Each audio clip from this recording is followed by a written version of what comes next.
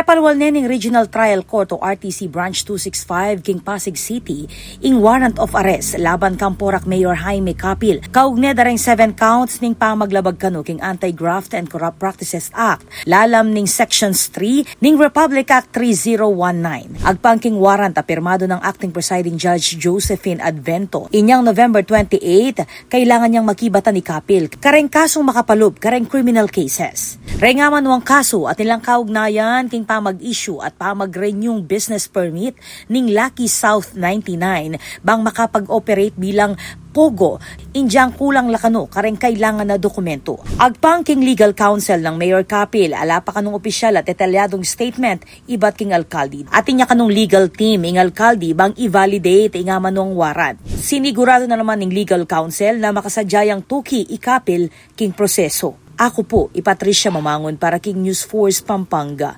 Balitang tutuking balen, susuyo.